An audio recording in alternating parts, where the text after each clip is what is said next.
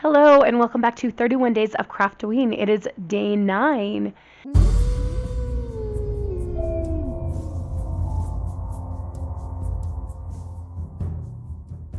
You may be wondering what this is right here. I just got home from the soda station, which is a shop here that's local to me. One of my students works there, and they make the most delicious sodas. I got a Razzle Dazzle, which is Dr. Pepper with raspberry puree and coconut cream. I probably have talked about them before on my channel. And while I was there, the lady who was running the cash register said, "Can I interest you in an autumn spice cookie?" And I went, "Yes, that sounds amazing." So I've got a little snack here. I haven't even opened it up to look at what the cookie looks like. Ooh, it's like a snickerdoodle, but it smells like pumpkin. This is going to be amazing to snack on while I craft. I'm going to have a little taste right now. That's delicious. I actually had a gift certificate for a free cookie and soda, and I felt bad just like getting the free things. So I did purchase another soda, one called a Hula Girl, that's like a tropical Mountain Dew mix. And I'm going to take that with me when I go shopping tomorrow. It's just waiting in the fridge. I may vlog tomorrow with my shopping because I might hit up a bookstore, but we'll just kind of see what I feel like doing. But for now, it's time for Craftoween, and we're going to take the ribbon off of this journal and get moving. Of course, we need to set this aside for a minute and open our mystery figure for day 9 of our Nightmare Before Christmas Funko Advent Calendar. Here's day 9 right here. Who's going to be watching over us as we craft today? Can we get this bag open? Some of these have opened really nicely and others have been a bit of a struggle. Ah-ha-ha-ha! This is shock, I think. Is it lock or shock? Hang on. So I had to consult my Nightmare Before Christmas deck of playing cards, but this is lock. So shock must be the girl, and then barrel is the boy that's a little bit rounder. I guess we get to open her on up. Yesterday we did this white witchy page, and now we're ready for day number 9. Alright, so we've got open to our pages for day 9, and we've got a lovely poem by William Wordsworth that we're going to be covering up today. We're ready to look at our prompts list. Yeah, stay there. Alright, yesterday in the video I realized I didn't come back to the prompt list, and I thought, you know what, it's okay. It's not a big deal if we don't come back to it as long as we hit the prompts we chose. So, with that in mind, it's time to choose some prompts for today. Again, apologies for the camera shadow. I have tried different lighting locations, etc., and none of them get rid of it. So, here we are. I added some handwritten stuff down here. A pop or fold out, something that you could, like, you know, fold out of the page, and some free flow stitching. I was watching a couple of videos of Barbara and Louisa online, and they were part of a collaboration that was doing different projects with free flow stitching, and I thought that might be fun to try at some point in this journal. What do we want to pick today? I could actually place a check mark for a metallic element because our doily from yesterday is metallic. It's like a metallic-y silver doily, so that'll work. But for today, I really want to do a page with a bird as a focal point, and I was skimming this poem here, and it says, "The blackbird amid the leafy trees, the lark above the hill, let loose their carols when they please, are quiet when they will." And that kind of maybe that's a sign that we need to do a bird as a focal point today.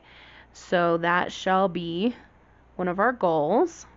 Oh, I haven't done a belly band yet. That could be fun. There was something I saw here. Tape that's not washi. I've got an idea for that as well. So that'll be our 3 things. Now, I could also use washi tape, but I have to have some tape that is not washi tape on this, and I've got something I can use.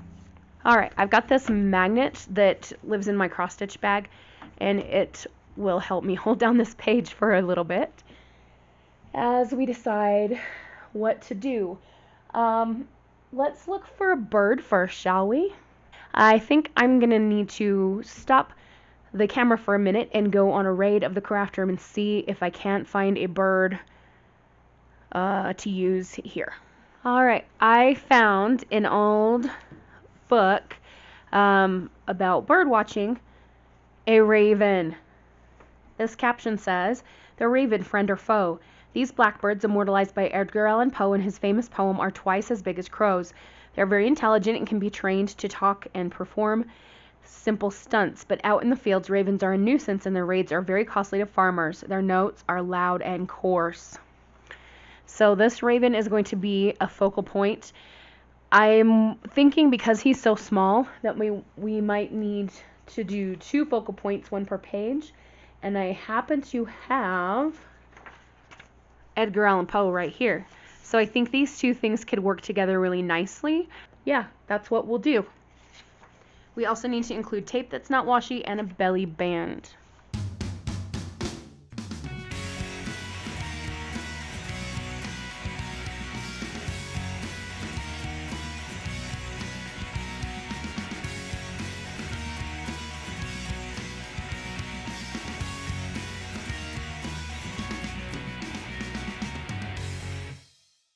Okay, so we've cut around these things. I decided to keep the caption. I may or may not add it to the page, but it's there if we need it. And I did get a little too close to the top of his head right there, but I can't undo it, so it's just what it is. As for the tape that's not washy, I have drywalling tape. Have you ever seen drywalling tape? I got this at the hardware store, and it comes in a grid. And you can use it for stenciling. It is self-adhesive, this kind that I got, so I could just stick it right down. It is white, which helps with our aesthetic. I'm not sure exactly how I'm going to put it into this piece. Maybe it will be on the belly band, or maybe it'll be a background thing. We shall discover as we go, I guess. As I said, I do have a copy of the Raven from the same book that the Poe picture came from. That's a book that I pulled apart. If we decide that we want to put some of the text of the poem in there, we can. It is a really long poem, so we couldn't fit the whole thing in unless we made it into like a little book to tuck in somewhere. Now that I say that, that sounds interesting. Could I make that work? I don't know. Ooh, maybe that could be the thing that tucks inside the belly band. Huh. Let me double check and see if I really do have the whole text from those book pages. Alright, I think I have the whole thing here. I need to get online and double check and make sure that this is actually the last stanza of the poem. I also have in this a sample of Poe's actual handwriting. This is from Annabelle Lee rather than the Raven, but it might be something we could work in here somehow, because that just would be cool to have. Alright, so a quick check online tells us that we do have the full poem here. The pages are really ugly because of this torn edge, so let me see if I can play with this and come up with something. How am I going to do this?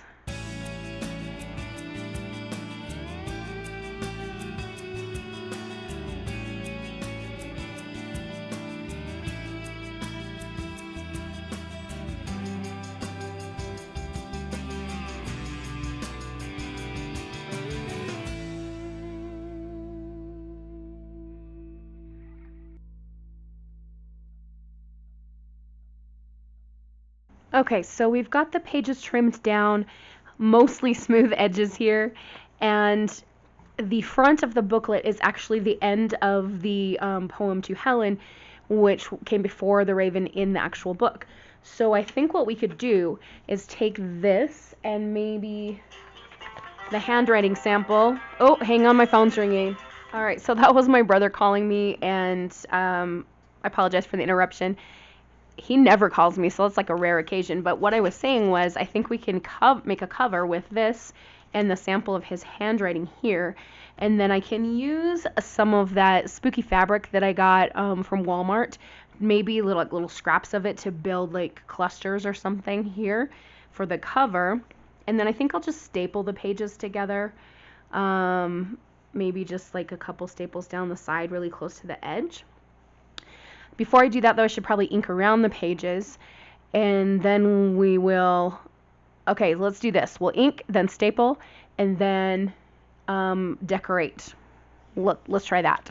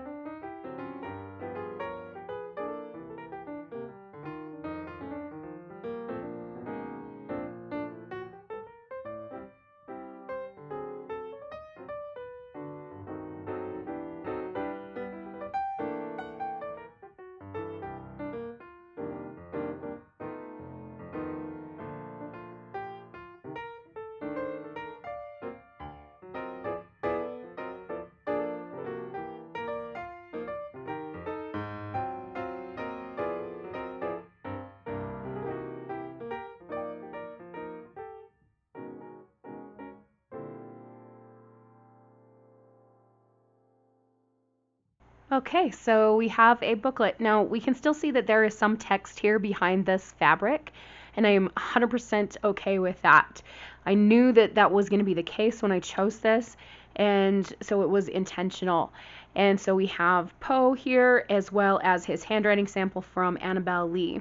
And then we open it up to find the Raven. It is an annotated version, so it's got some vocabulary words in it and stuff, which is kind of cool. So it goes all through the entire poem, right to the very end.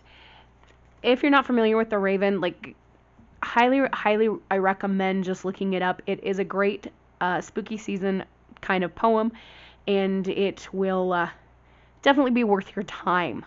Poe's writing, whether it's his poetry, his short stories, he was just so good, and he was so brilliant despite being like a very, very tortured soul. Yeah, so this little booklet part at least is done for today's spread. So we'll set that aside for a moment, and we'll bring our page back. Due to the size of the book pages in our little Poe booklet, we're going to have to be really careful with making a belly band that this will for sure fit through, because if you look here, it goes almost all the way to the edges of the page. You might be thinking, well, why don't you just glue this down? Well, then because we would lose this, and I really just love the idea of like having a book inside a book that you can just slide out. I think actually I want to put it on this side because it's going to be a little bit easier to work with instead of the bulk here. And then our Raven can go on this side of the page. But we need to figure out a belly band and figure out how we're going to attach it so that it holds the right way. Okay, we're going to use a piece of this paper that's mostly black, just very, very pale little outlined flowers here. And we're going to cut it a little bit wider than the drywall tape, and then make it into a belly band. All right, next we need to adhere some of the drywall tape on top of this. I'm trying to get that as straight as I possibly can. It's a little bit, like this space is a little bit wider on this side than that side. That's okay. I'm probably going to trim it down anyway, and I'm going to go ahead and trim off these edges here as well. All right, here is the base of our belly band. I feel like there needs to be something added to it though. So it's going to go over top like this, and that's very plain in my eyes. So what could I decorate this with?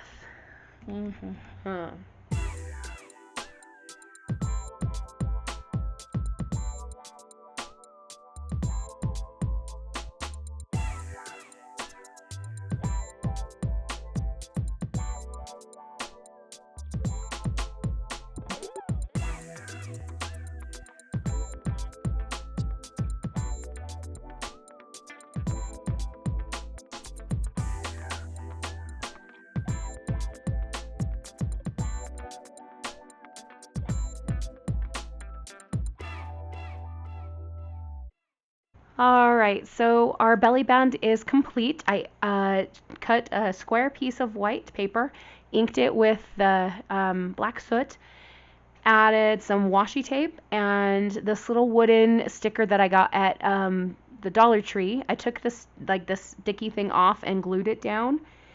And then I went ahead and stapled the belly band onto the book page. You notice there's not a background here. I felt like on some of these spreads, maybe we should just honor the fact that this is a book and like let the page number show or some of the text. We're going to try sliding in our little raven booklet here, and please, please, please work. Oh, oh, oh, oh, oh. Ah! What a weird noise I just made, but also it worked. Yay!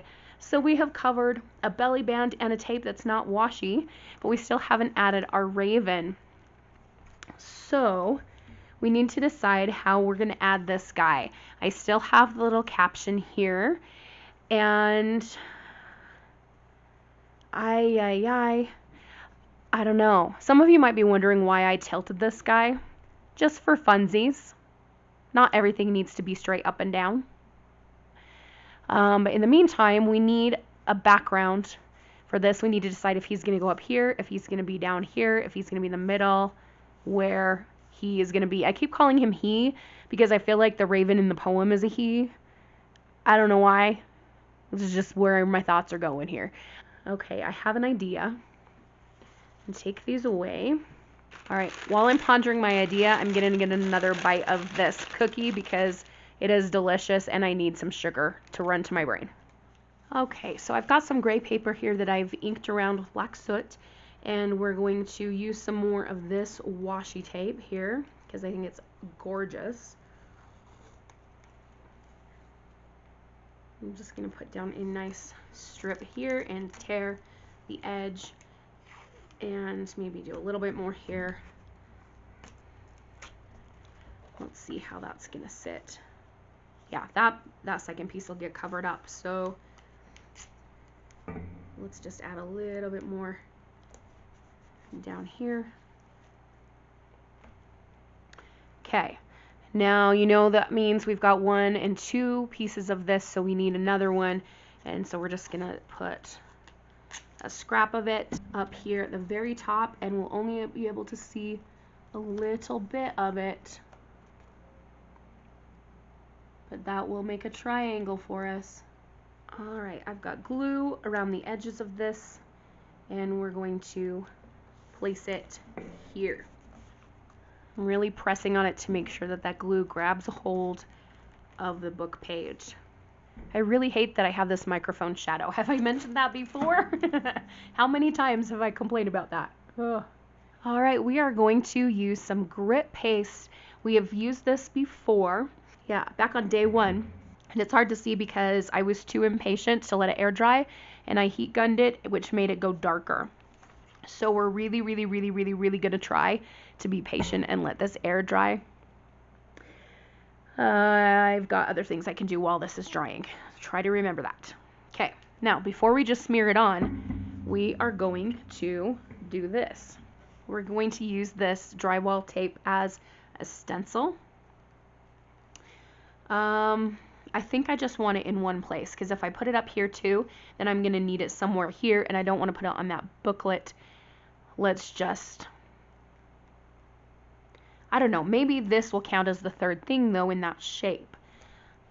Okay. Brain, stop yelling at me.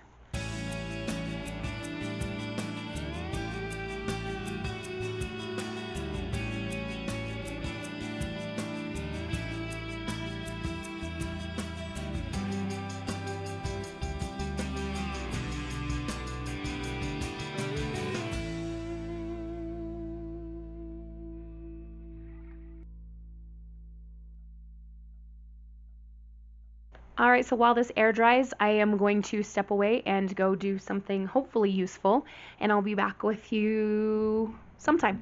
So it's been a while. I've been editing another video, and let's move that out of the way. This has dried. You can see it's got a very brown cast to it. which I don't love, so I'm going to try going over it with some good old black soot and this brush and just see if I can change the color of it. Okay. This would work a lot better if I had my bigger brush, but it's sitting all the way across the room and I'd have to go around my giant desk to get there, and what can I say? I'm lazy right now. This can also help cover up some of those white spots from where the drywall tape hold up on the paper.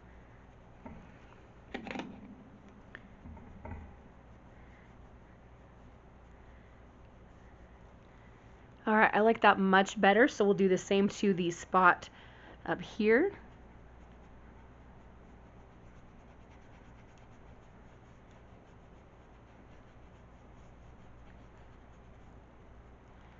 Okay, so we've got kind of a triangle of this grid with these two bits of texture paste and then the actual tape itself on the belly band. Now we need to decide how our raven is going to sit and if we're going to put the this thingy on the page, and I kind of want to. Okay, I don't think I like it like that. Let's see. What if he's up here or down here? I think I like this position best for him. Okay, we're gonna glue him down. We're making a decision. We're gluing him down. What do we think? I feel like this isn't finished yet. Okay, so how am I going to add something here but not take away from this guy being the focal point?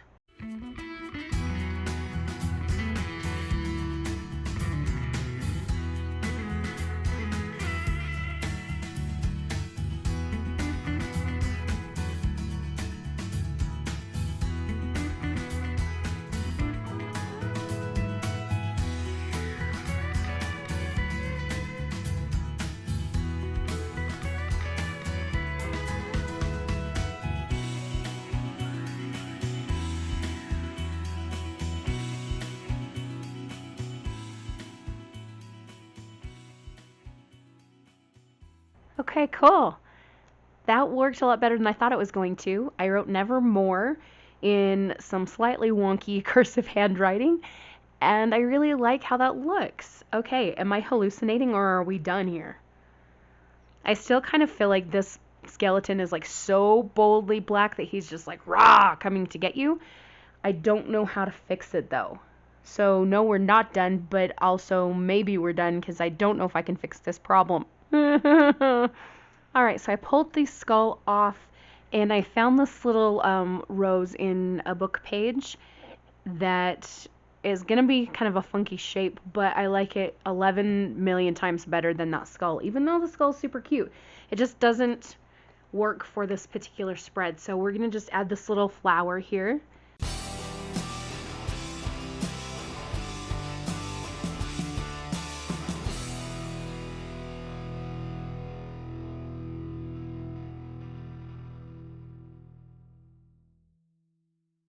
Oh, I like that so much better.